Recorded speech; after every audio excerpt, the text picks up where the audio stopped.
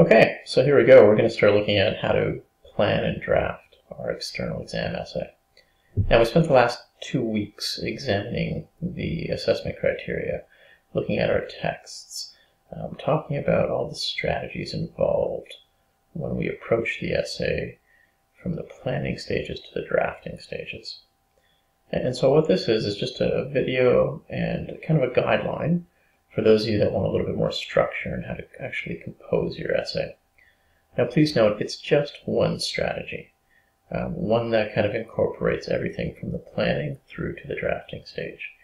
It's not by any means the only strategy to use, and so if you have something that works for you and which you do well, I certainly encourage you to give that a go. However, don't dismiss this one outright. You may find that this actually complements what you currently do. So let's start with the very first bolded kind of subheading, and that is, what is your goal? Obviously, you're going to be sitting the exam and the essay because you might need X amount of English credits to get into 13A next year. Perhaps you're looking for a specific subject endorsement. But what's your specific goal for this essay?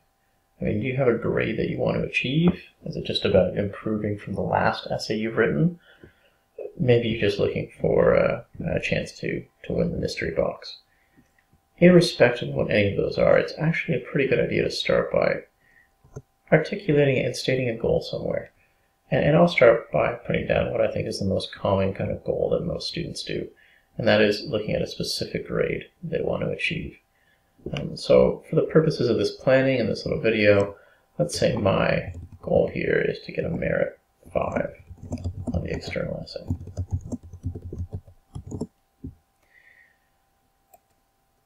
So I just need to keep reminding myself why I'm actually writing this. The reason I'm putting in the work, the reason I'm putting in the effort and the time, is I'm really hoping that at the end of it, the least that I get is an M5.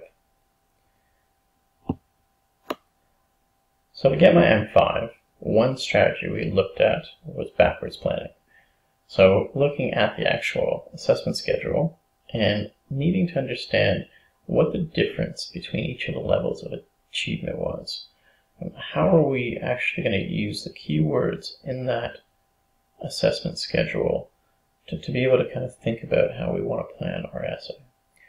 So essentially what we want to do is we want to kind of go back to that assessment schedule. And remember, it's found in our notebook under Content Library, Essay External, Assessment Schedule 2017.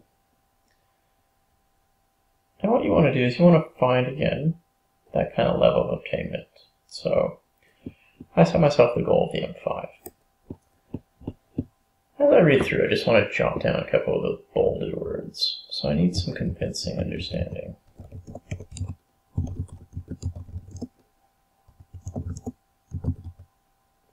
An aspect of the text. So my ideas need to be partially convincing.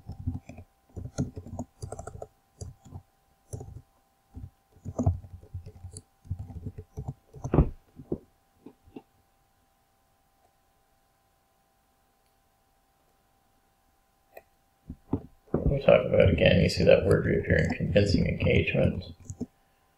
And it talks about moving beyond the text. And that beyond the text analysis can be that research we've done on the films and the directors. We need to show awareness of the text being crafted. What that refers back to, of course, in film is the film techniques that we've studied, which fits in well to understanding the director's purpose. And again, you'll see it says it's shaped through the use of particular techniques.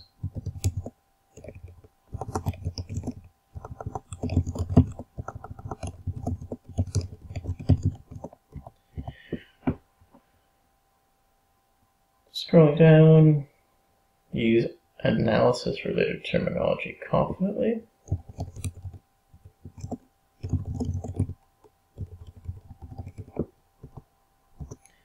It's got to be well structured, which means I need the intro, body, and conclusion. And we need a wide range of evidence, or a range of evidence. So that might actually include things like quotes from the dialogue, director, or external research. So these are all the things I'm going to need to make reference to somewhere when planning my essay, when writing my essay, to make sure that I've actually got enough to meet that criteria. So next up now is me needing to select a question and breaking down and highlighting the keywords in that question. The work I put in at this point, or that you'll put in when you sit down and take that exam, spending that time working on the question will determine whether or not the next hour and a half to 2 hours is well worth it. Because if you've got it right then and there, and you can plan those key points, the writing becomes a lot easier. So I've asked you to go back just into the notebook, and that's what we did the other day, and look at one of the past exam papers and grab a question from that exam paper.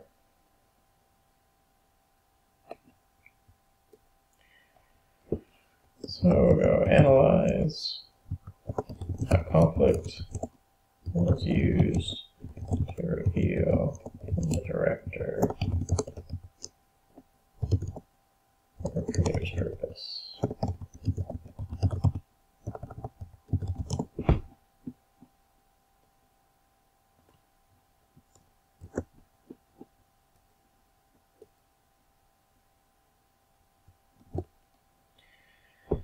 Alright, now that I've got that question from me, I'll go back and start by just highlighting those keywords. We know at level 2, no longer do we see the words describe and explain. We now have the word analyze, which of course means to break things down. What they want us to break down is the conflict. The reason they want us to do that is to reveal the director's purpose. So again, just trying to make sense for myself what this actually means. So analyze is what I'm actually doing in the essay.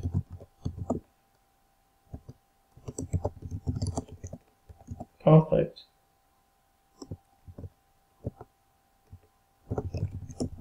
is what I'm breaking down,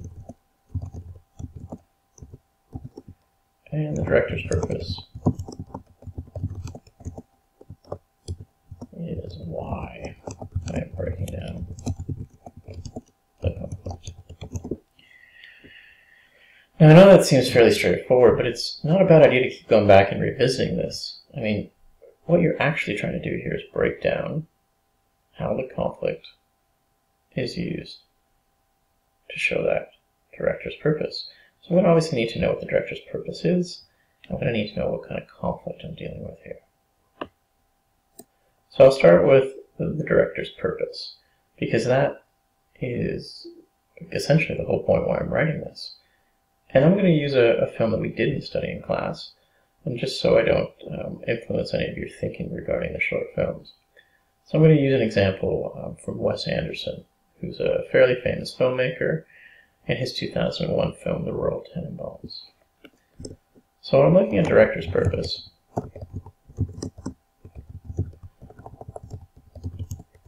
the purpose in, or what I believe the purpose in Wes Anderson's 2001 film, The Royal Tenenbaums is to examine how dysfunctional families operate, and to consider our own perceptions on what dysfunctional means.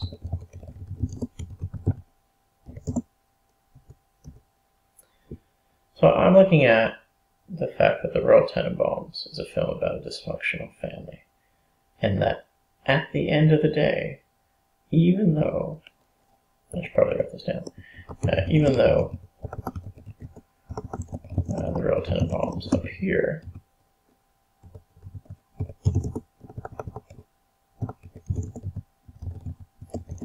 to be a dysfunctional family,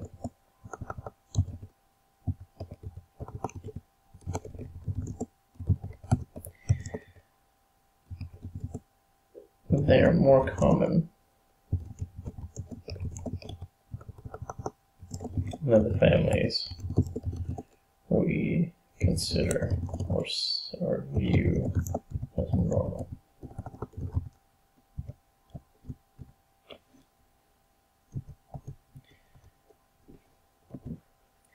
So if that's what I'm set out to prove here, if that's what I set out to reveal, then I need to pick conflict that is going to essentially prove that. So, I mean, there's different kinds of conflict in film, as there is with literature. The most common ones, of course, are you've got inner conflict or internal conflict between a character and themselves. You've also got external conflict,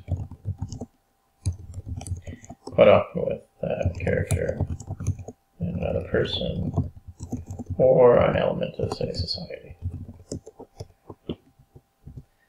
Well, because we're talking about families, some of the most obvious conflicts in families with other people. So Royal is our main character, and he's kind of the estranged father.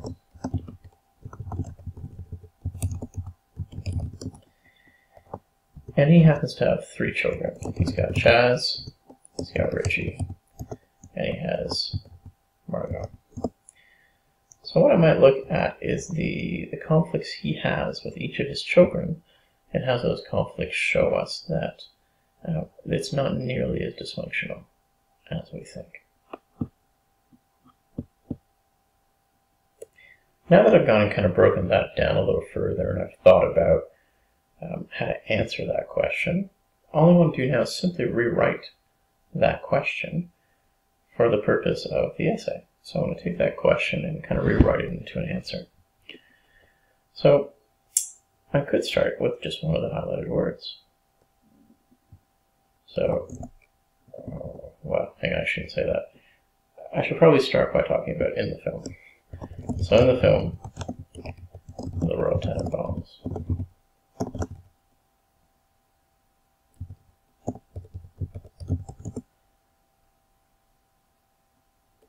The conflict between Royal and his children are used to demonstrate, or I should say reveal, the director's purpose to show us that dysfunctional families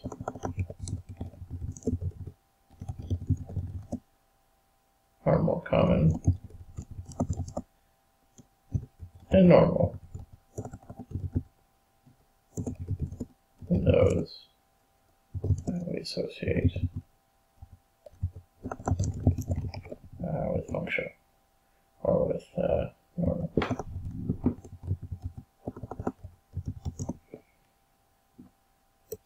And it's not the greatest answer in the world, and in hindsight I'd probably change a little bit of it, and we'll probably refine it. So I might refine it to say, in the film The Royal Tenenbaums, the conflict between Royal and his children are used to reveal the director's purpose.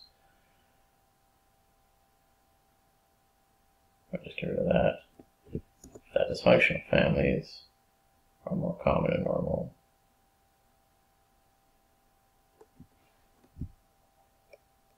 than what we see in the media. At least it sounds a tad bit more coherent. So now that we've got that answer, and we've kind of got some planning we can probably move on to drafting our introduction, because we know what film, we know the director, we know what question we've chosen, and we've gone ahead and kind of planned around that particular question, and now have an answer. Which brings us to that drafting stage. Now, rather than just give you a predetermined, completed template, which I'll probably do anyway, I thought I'd at least talk about what we actually want to include. If you go back and think about what an examiner might need to know, the chances are they'll probably need to know the name of the text and the director or author.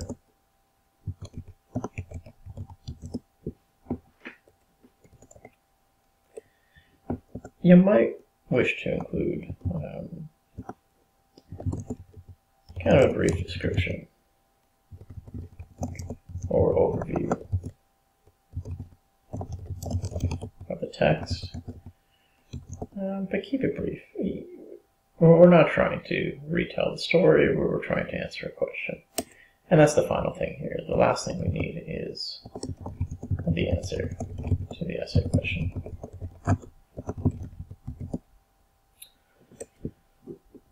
So my first sentence in my introduction may simply be that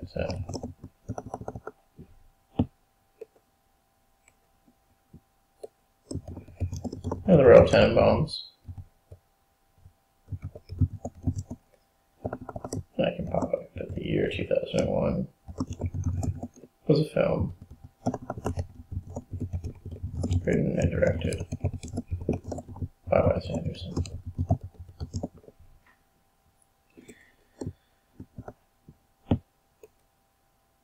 Brief description, try to put it in your own words rather than just copying and pasting something from Wikipedia or IMDb.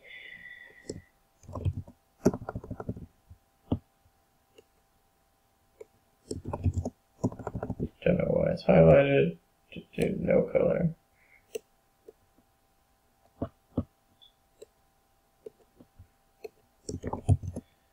So the film follows Royal, an estranged father, who attempts to re-enter, or attempts to reconnect with his estranged wife and 3 children.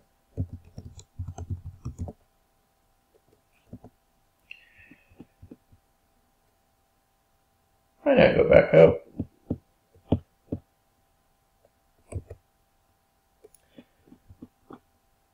Simply kind of paste in my answer.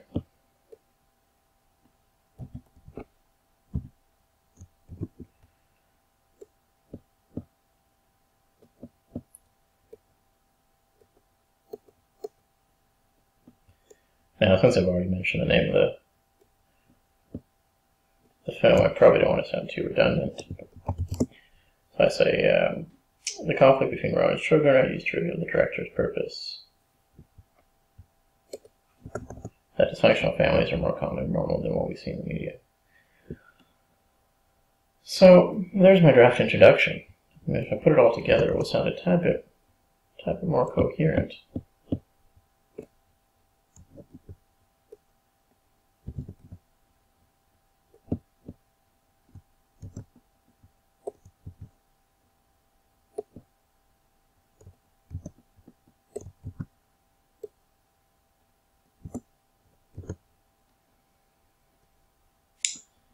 There it is. The Royal Tenenbaums was a film written and directed by Wes Anderson. The film follows Royal, an estranged father who attempts to reconnect with his estranged wife and 3 children. The conflict between Royal and his children are used to reveal the director's purpose that dysfunctional families are more common and normal than what we see in media.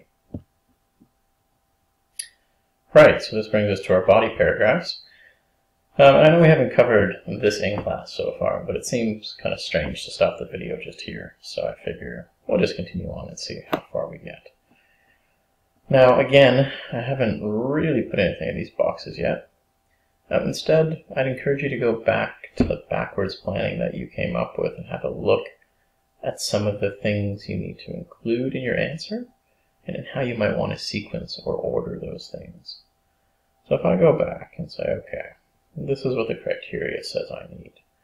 A convincing understanding of an aspect, in this case it's change of the text, or sorry, not change, but conflict, and the ideas need to be partially convincing. So that word convincing keeps cropping up. The ideas, of course, is the director's purpose here. So I'm going to go back and start off my body paragraph by introducing the aspect and the idea. So all I'm really doing is I'm taking that answer to the question and I'm just being a bit more specific.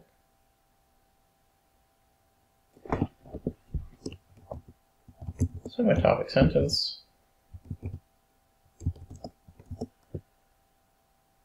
essentially just want to identify the first key point,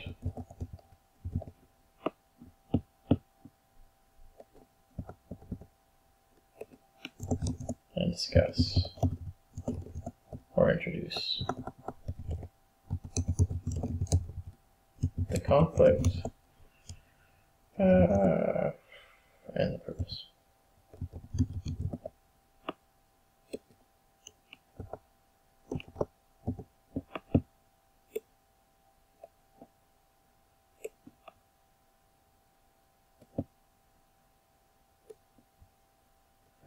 Sorry, formatting issue.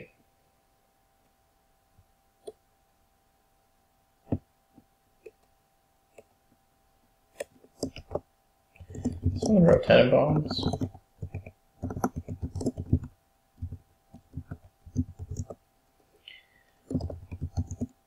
row has an external conflict.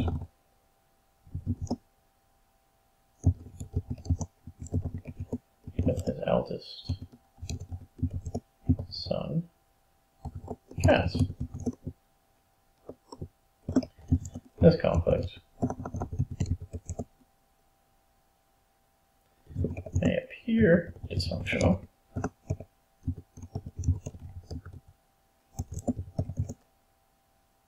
but is actually very normal and common between fathers and sons. So again, all I've done here is I've gone back to the question.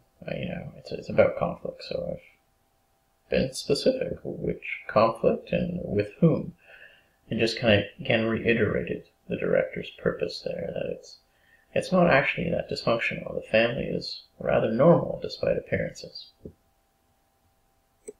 Now, while I've stated what the conflict is, and the fact that it is actually quite normal, it's not very convincing. And for it to be convincing, I need to explain conflict and how it relates to the purpose.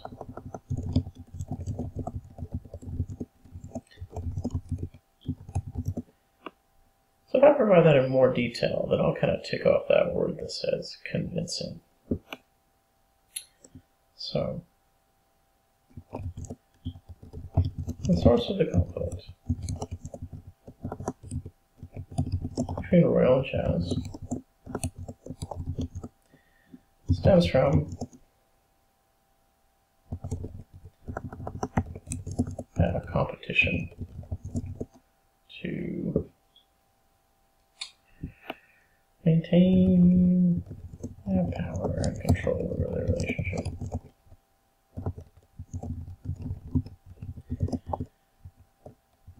When Chaz experiences business and financial success at a young age,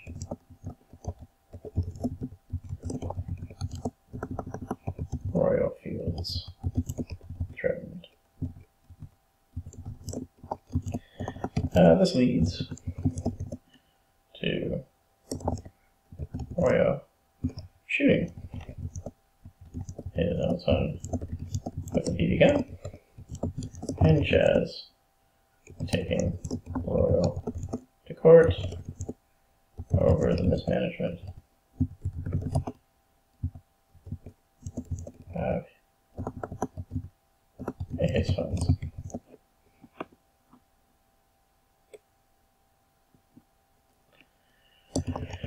Well, there's nothing.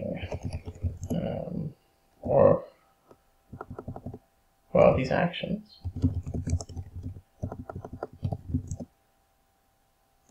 certainly seem dysfunctional.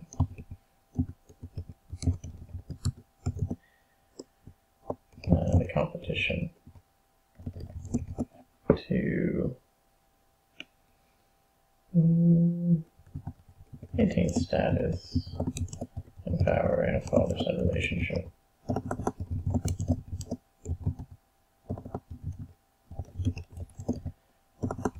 Is a common theme that can be seen in film and literature. Right, so I got a little wordy, and I kind of went on and on, but again, convincing is about providing explanation. If you can provide an explanation for something, chances are someone is going to be slightly more convinced that you know what you're talking about. So in this case, I've talked about the conflict, explained how it relates to the purpose in more detail. So the source of the conflict between Royal and Chaz seems, that's probably not right, seems to be from a competition to maintain power and control over their relationship. So when Chaz experiences business and financial success at a young age, Royal feels threatened. This leads to Royal shooting his own son with a BB gun, and Chaz taking Royal to court over the mismanagement of his funds. While these actions certainly seem dysfunctional, the competition to maintain status and power in a father-son relationship is a common theme that can be seen in film and literature.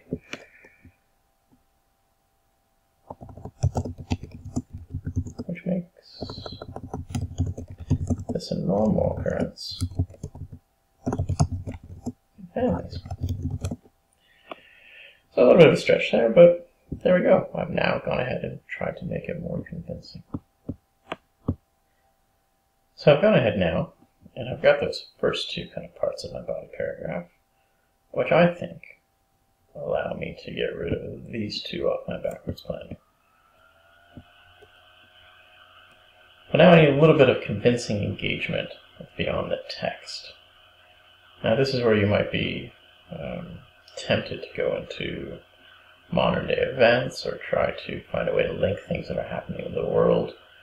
And sometimes beyond the text just happens to be the artists themselves, and in this case the director.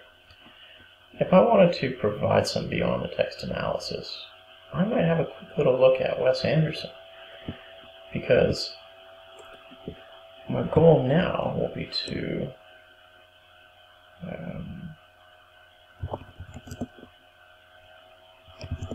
link the conflict and director's purpose.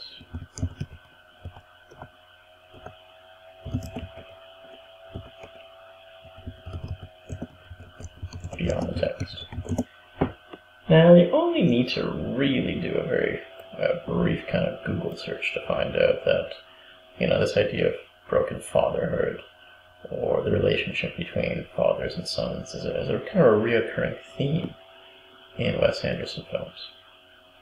And so in this essay here, called The Spectre of Broken Fatherhood, there's quite a few little snippets that when you have a chance to go through you could probably use. I love this one here because it's got a key word in it. So most of his works feature a conflict between two male leads, right? And the profound importance of fatherhood, as well as the damage inflicted by broken father figures in our society. Well, there we go. We got, I'll make a couple of quick notes here. So we got Joseph.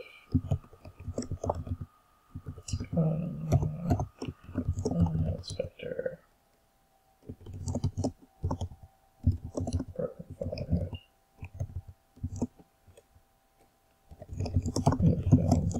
Sanderson.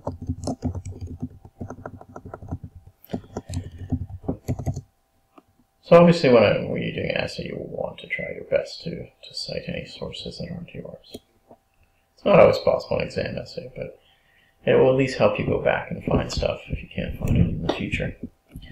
So we've got the fact that direct quote is most of his works feature conflict between two male leads.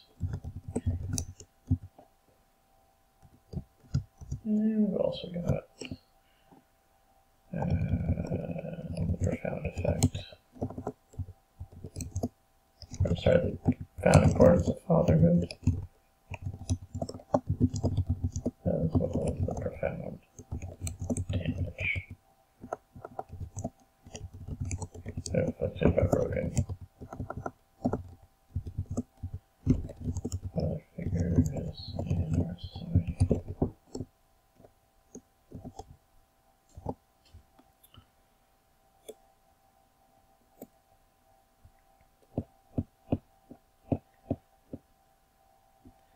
So now if I'm looking for that a little bit beyond the text, I can say that conflicts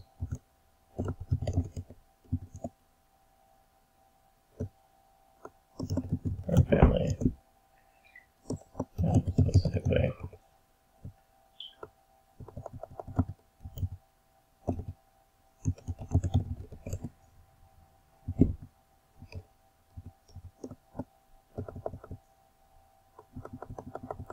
the family conflicts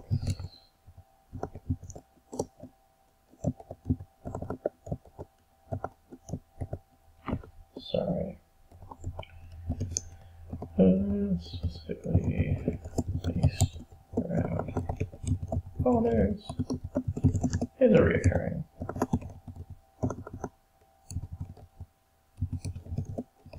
theme.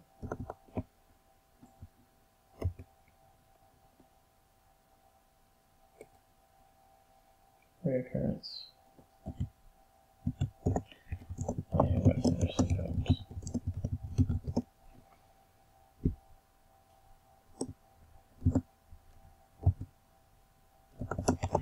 And the article, the specter of broken fatherhood, Wes Anderson films, the author notes.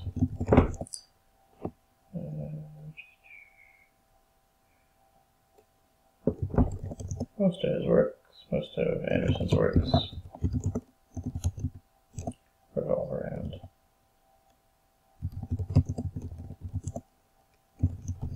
conflict between male leads,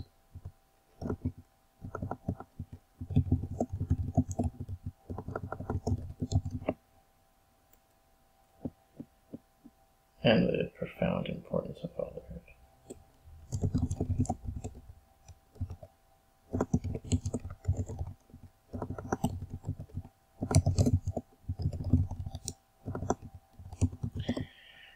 So now, just linking back to the previous example, the relationship in Royal, which as suggests Royal is not a great father, and as a result, conflict ensues between them. So now I've actually gone ahead and just by creating that a little bit beyond the text, I've been able to hopefully get that convincing analysis. Now, in addition to the convincing analysis, some of the external research obviously helps me cross off the evidence criteria. My task now in the paragraph is somehow to go back to show how the director's purpose is shaped through techniques, and that there are film techniques that show this. And of course, this will obviously go back to how well you know your film, and finding examples of that. So in this next kind of section of my body paragraph, I'm kind of looking at how the film techniques were used to support the director's purpose.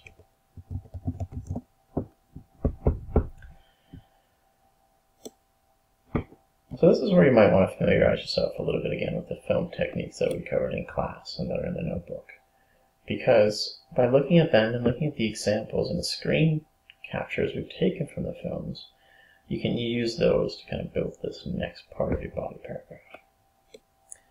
So here's where I might bring up how the techniques were initially used to show some of the conflict, and ultimately how it shows the resolution, which is the purpose for Wes Anderson to show us that these dysfunctional families aren't that dysfunctional, they're pretty normal. So I'm going to say throughout the film, Wes Anderson uses, in this case, a lot of high and low angle camera shots to show us the balance of power between Royal and Jazz. You know, for example, when Royal shoots Jazz with the BB gun, and the camera tilts up to Royal.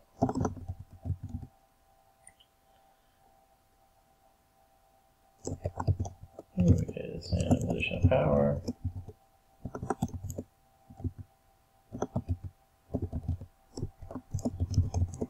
Before tilting back to Jazz and the long angle shot.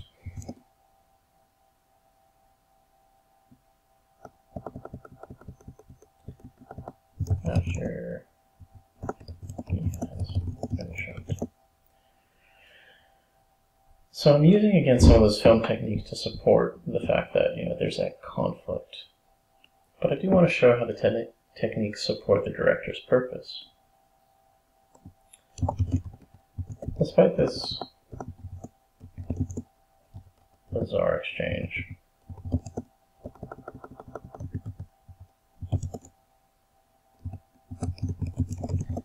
that leads to their conflict,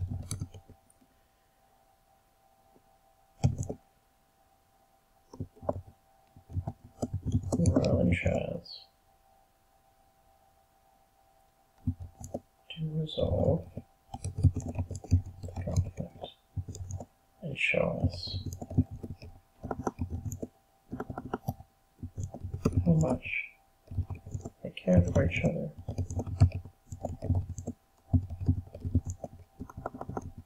Despite the dysfunction.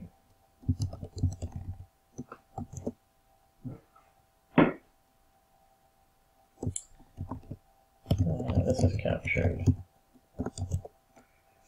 towards the end of the film when Anderson starts framing them in a two-shot.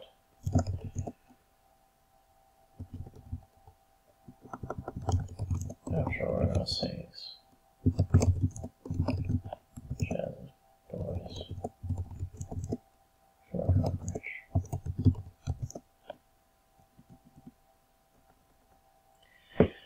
So again, I know it's difficult not having any context of the film to know what's going on, but you'll see in this case, I bring up just a couple of little film techniques, things like panning from a high angle to a low angle to kind of show us power and status, and how that's changed. Because initially they used that to show us the conflict, but now, because they're on equal level, because the relationship really isn't that dysfunctional, that they do still love and care for each other, Anderson starts putting them into two shots to show us the relationship between the characters.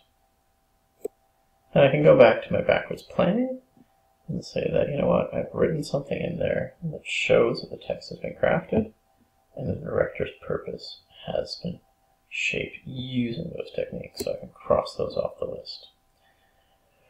I mean, it's a first draft, so it may not sound as coherent as I want it to be, but there is use of that film terminology there by talking about things like high angle, low angle, tilting, two shots. Which means all I'm still kind of missing perhaps is a little bit more evidence in terms of dialogue and quotes from the actual film or from the director that talk about how he uses these techniques to get his message across.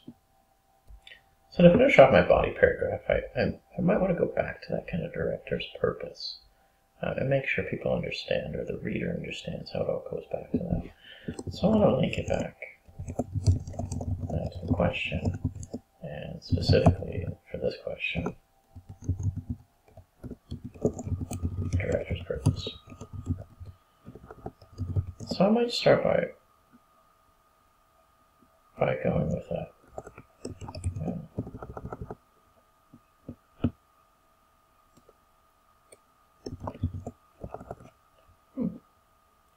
Highlight it again, sorry.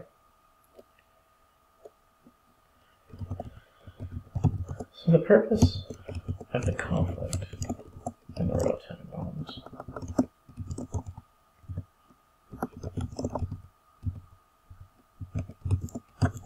is to show the audience that the families we perceive as dysfunctional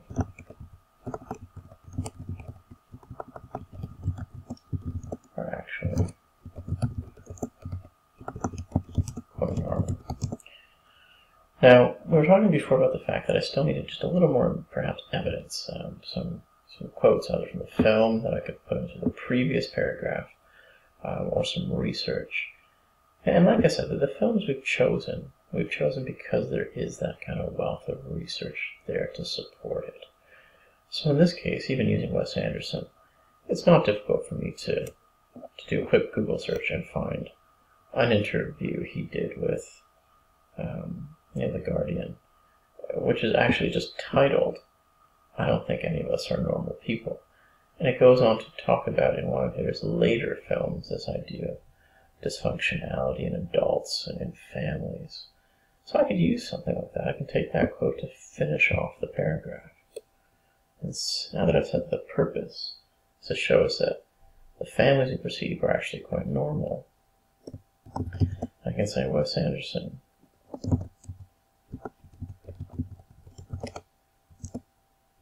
in an interview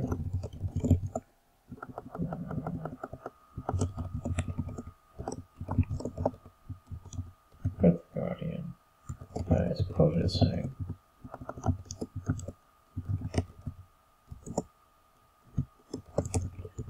"I don't think any of us are normal people."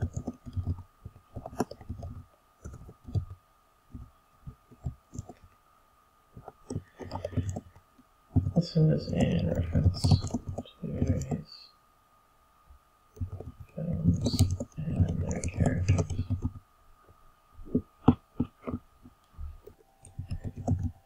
It also links back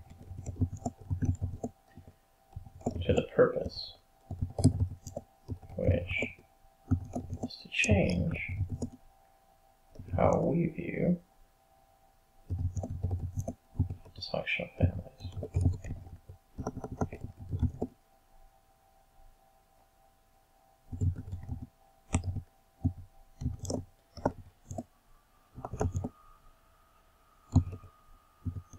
If dysfunctional families are the norm,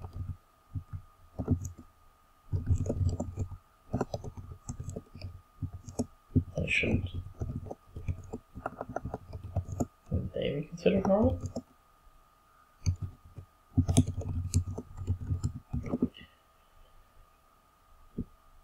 And so there, according to that backwards planning, we've kind of drafted, at least from a starting point, what our first paragraph is going to kind of look like.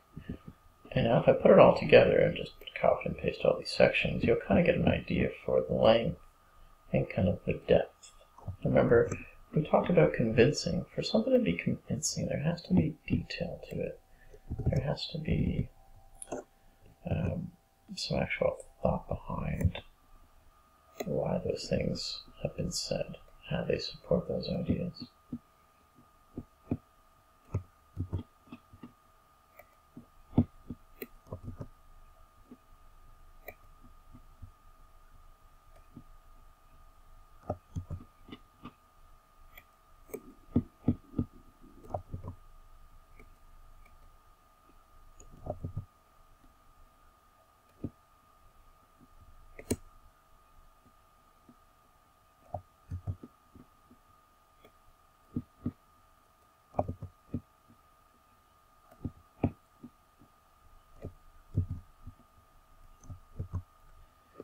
Alright, and there's my first paragraph. If I read it from start to finish, it says, in the Royal Tenenbaums, Royal has an external conflict with his eldest son, Chaz. This conflict may appear dysfunctional, but it's quite normal and common between fathers and sons. The source of the conflict between Royal and Chaz seems to be from a competition to maintain power and control over the relationship. When Chaz experiences business and financial success at a young age, Royal feels threatened. This leads to Royal shooting his own son with a BB gun, and Chaz taking Royal to court over the mismanagement of his funds. While these actions certainly seem dysfunctional, the competition to maintain status and power in a father-son relationship is a common theme that is seen in film and literature, which makes this a normal occurrence in families. Family conflicts, especially based around fathers, are a reoccurrence in Wes Anderson films. In the article, The Spectre of Broken Fatherhood, the author notes that most of Anderson's works revolve around the conflict between male leads and the profound importance of fatherhood. The relationship between Chaz and Royal suggests Royal is not a great father, and as a result, conflict ensues between them. Throughout the film, Wes Anderson uses high and low angle shots to show us the balance of power between Chaz and Royal.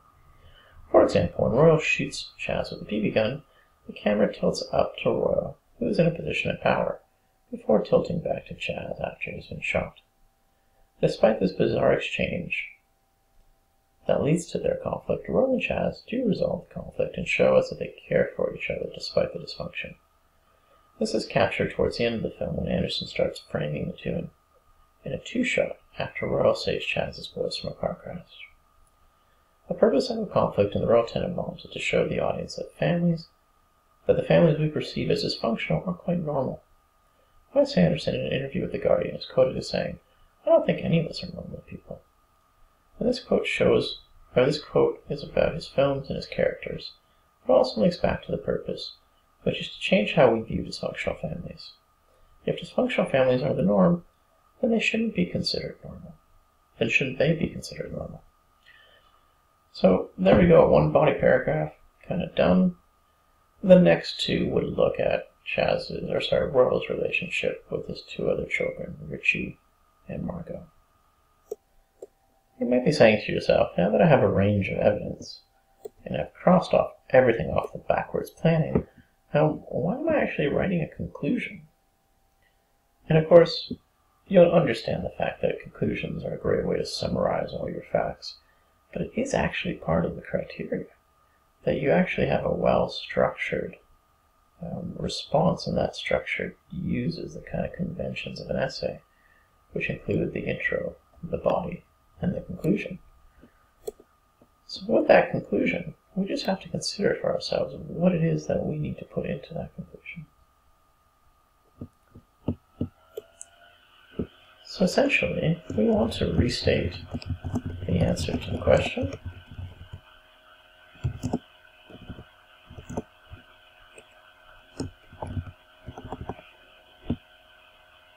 And for this, we don't have to rewrite anything. We just need to go back to our intro.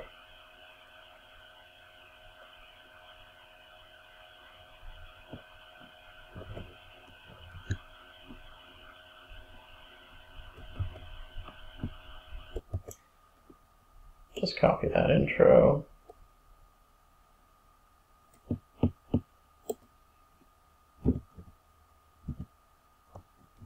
And kind of pop it in. So we start our introduction or conclusion in the same way we finished our introduction. The conflict between Royal and his children are used to reveal the director's purpose that dysfunctional families are more common and normal than what we see in the media. Next up, we need to summarize our key points.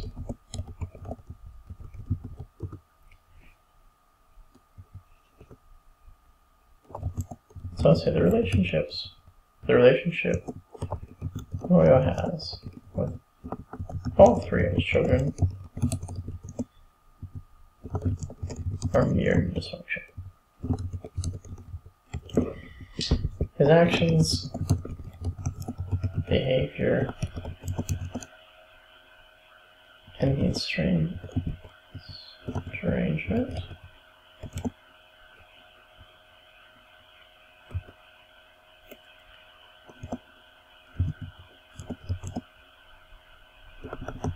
can all be considered dysfunction. However, what leads to those behaviors and actions is incredibly common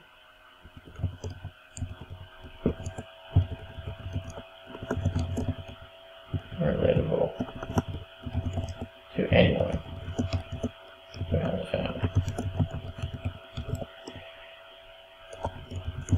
Conflicts in the family include power, status, and feelings of acceptance and norms. It's all families encounter these.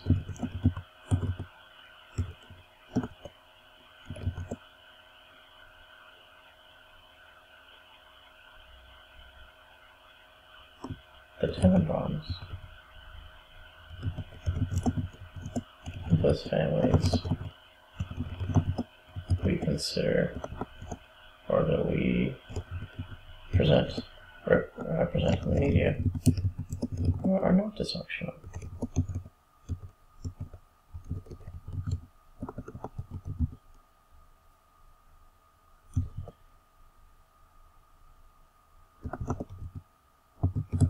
Because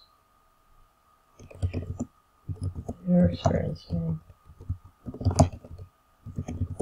the same issues we all do, the same issues and conflicts we all do.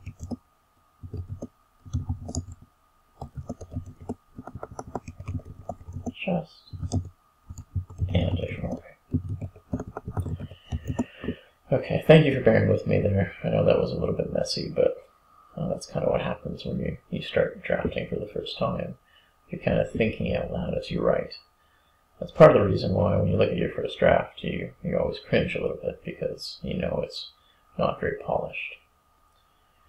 Now, you could end your essay here. I mean, you've gone ahead and restated the answer to the question. You've summarized your key points. The only thing you might want to add is any final thought or maybe research / quote that really reinforces the message, not the message, the answer to the question. So yeah, I mean, you can look at that, quote from the director, some research, or even a quote related on the theme and the topic.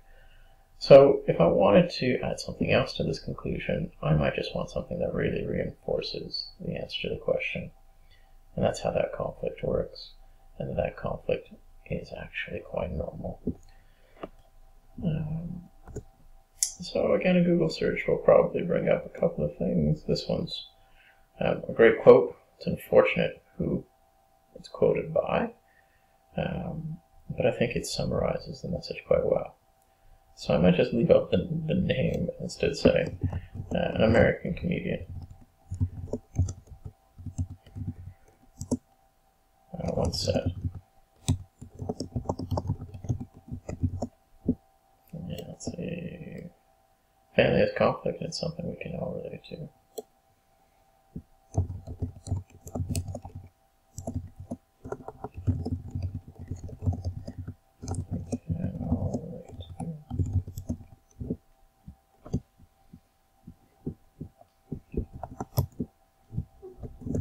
And this certainly demonstrates the conflict in this film.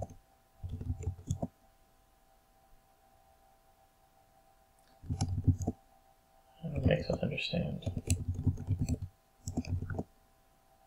that conflict and dysfunction is a normal part of being a family. And again, we're done. So now we put all those three together.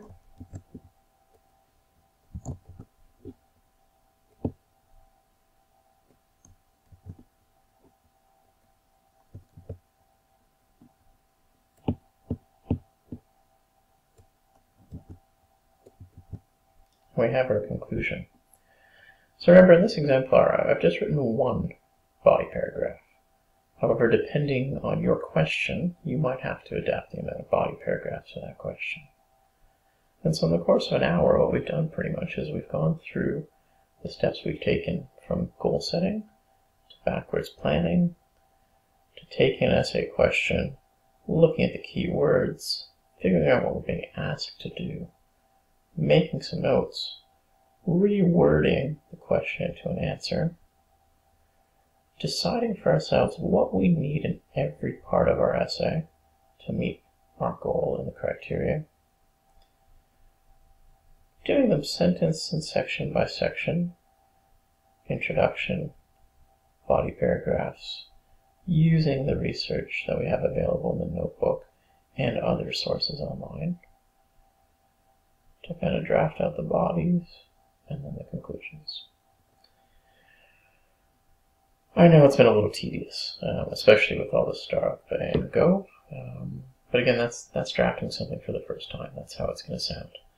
So I hope that it's given you a starting point, and I hope at least by the end of Friday's class that you've got that introduction worked out, so we can spend next week looking at developing the body and the conclusion. Thanks very much.